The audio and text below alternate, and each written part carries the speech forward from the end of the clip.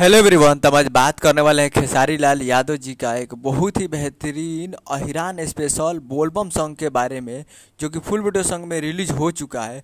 और इस गाने को लिखे हैं दीपक देशमुख जी और इसमें म्यूजिक दिए हैं दीपक दिलकश जी और इसे गाए हैं खेसारी लाल यादव जी, जो कि आपको स्क्रीन कवर दिखाई दे रहा है। जिस सॉन्ग का टाइटल रखा गया है अहिरान बम, और ये दूसरा बोलबम गाना आ गया खेसारी लाल का। और काफ़ी बेहतरीन वीडियो सॉन्ग है और फुल वीडियो सॉन्ग में रिलीज हो चुका है। वीडियो में है खेसारी लाल यादव जी और काफ़ी ज़बरदस्त रिस्पांस मिल रहा है इस पर। 3 घंटे में 4.6 लाख व्यूज हो चुका है और 1 लाख कमेंट हो चुका है, 1 लाख लाइक हो चुका है और काफ़ी ज़बरदस्त है और फुल वीडियो सॉन्ग में रिलीज हो चुका है। और वीडियो में खेसारी लाल यादव जी है और कोई भी हीरोइन नहीं है, सिर्फ खेसारी लाल यादव जी वीडियो में आपको दिखेंगे।